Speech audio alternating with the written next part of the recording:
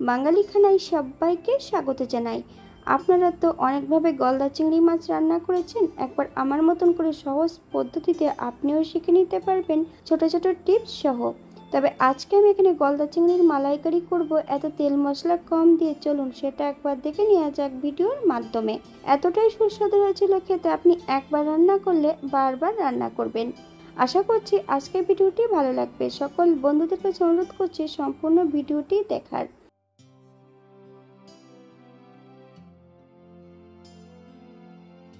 এখানে আমি 5টা গলদা চিংড়ি মাছ ধুয়ে পরিষ্কার করে লবণ, হলুদ আর 1 চামচ কাঁচা সর্ষের তেল বেশ ভালো করে লাগিয়ে রেখেছি। তবে 20 থেকে 25 মিনিটের জন্য মাছগুলোকে ম্যারিনেট করে রেখে দিতে হবে। আপনাদের হাতে যদি সময় থাকে তাহলে আপনারা বেশি সময় রেখে দিতে পারেন।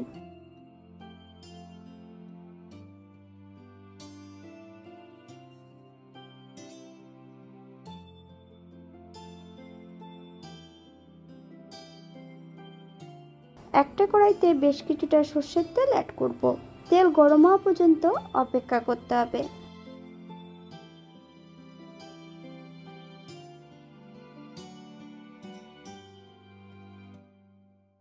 এক এক করে সম্পূর্ণ ম্যারিনেট করা মাছগুলো তেলের মধ্যে অ্যাড করতে হবে।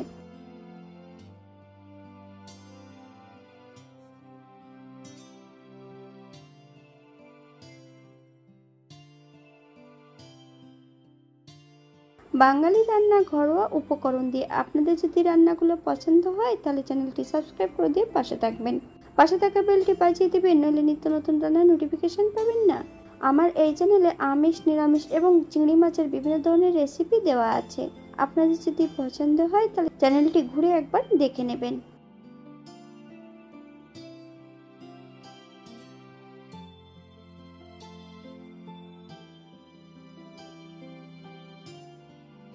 এই পর্যায়ে আমি তেল থেকে সম্পূর্ণ মাছগুলো তুলে নেব।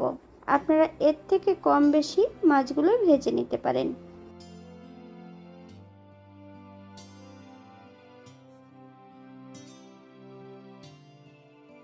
একই তেলে রান্না করব।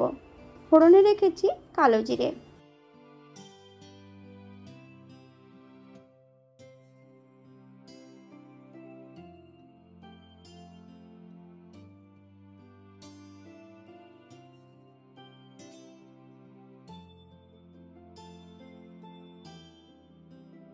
ফোড়ন থেকে সুগন্ধ বেরোলে মিডিয়াম সাইজের একটা পেঁয়াজ বেশ সরু সরু করে কেটে নিয়েছি।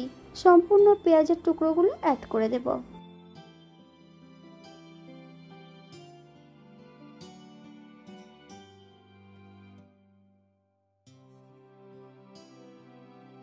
হাফ চামচ লবণ, আপনার স্বাদ অনুসারে লবণটা অ্যাড করবেন।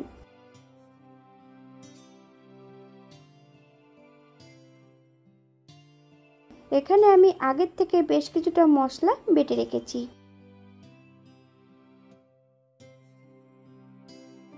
আদা, জিরে, ধনে, তার সঙ্গে নিয়েছি বেশ কিছুটা সর্ষে, কাঁচা লঙ্কা আর বেশ কিছুটা কাজু বাদাম বেটে রেখেছি।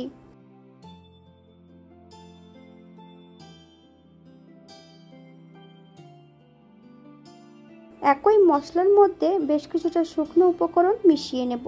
হাফ চামচ হলুদ গুঁড়ো, হাফ চামচ কাশ্মীরি লঙ্কার গুঁড়ো, বেশ কিছুটা কাঁচা সর্ষের তেল অ্যাড করব। মশলাটা বেশ ভালো করে মিশিয়ে নিতে হবে।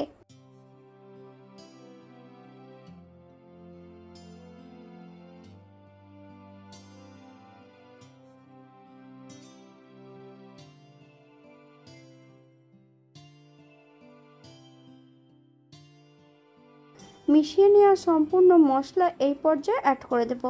গ্যাসের ফ্লেমটা লোতে রেখে বেশ কিছু সময় মশলাটাই ভেজে নিতে হবে। হাই ফ্লেমে যদি মশলাটা ভাজা হয় অনেক সময় তেতো হতে পারে।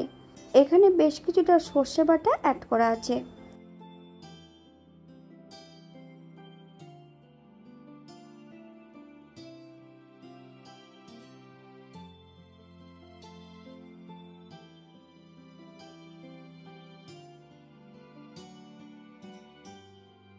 মশলা ধোয়া বাটি থেকে সামান্য একটু জল অ্যাড করব।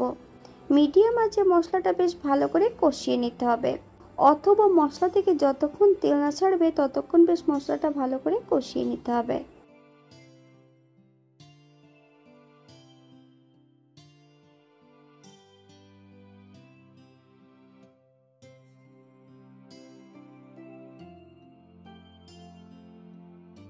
স্বাদের জন্য এখানে আমি সামান্য একটু চিনি অ্যাড করেছি। আপনারা যদি পছন্দ করেন তাহলে পরিমাণে বাড়িয়ে দিতে পারেন। মশলা কষানোর শেষ পর্যায়ে সম্পূর্ণ মাছগুলো অ্যাড করব।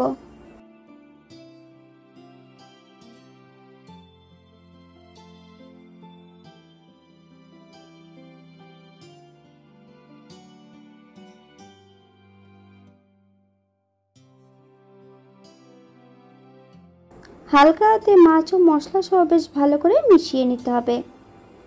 এখানে আমি গ্রেভির জন্য সামান্য একটু জল প্রথমে অ্যাড করে নেব। 1 কাপ নারকেলের দুধ অ্যাড করব। আপনাদের যতটা গ্রেভির প্রয়োজন আপনারা ততটা জল অথবা দুধ অ্যাড করতে পারেন।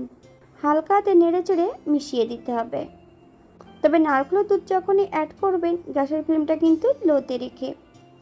আমি মাছের মধ্যে কিন্তু একটা করে টুথপিক অ্যাড করেছি। আপনারা যদি পছন্দ করেন তাহলে টুথপিক অ্যাড করতে পারেন। 5 থেকে 7 মিনিটের জন্য মিডিয়াম আঁচে ঢাকা দিয়ে রেখে দেব। তবে ঢাকা দেওয়ার আগের মুহূর্তে কিন্তু আমি কয়েকটা কাঁচা লঙ্কা অ্যাড করেছিলাম। আপনারা যদি পছন্দ করেন তাহলে পরিমাণে বাড়িয়ে দিতে পারেন।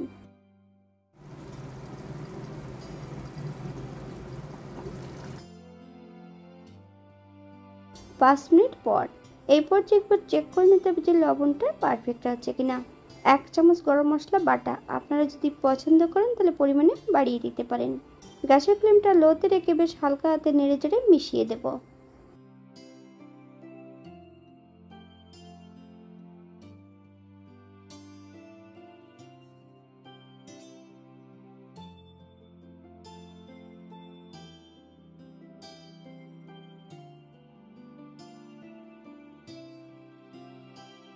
এক চামচ ঘি।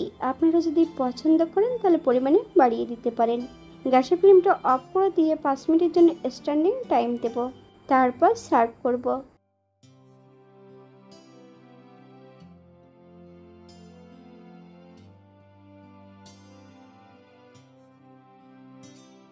এটা দেখতে যেমন ভারী সুন্দর হয়েছিল, গরম ভাতে খেতে কিন্তু অসম্ভব ভালো লাগবে। আপনারা বাড়িতে একবার একই পদ্ধতিতে বানিয়ে নেবেন।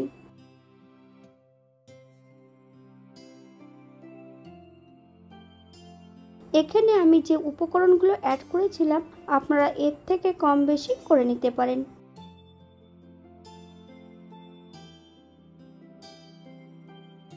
আজকের ভিডিওটি এই পর্যন্ত। সবাই সুস্থ থাকবেন, ভালো থাকবেন।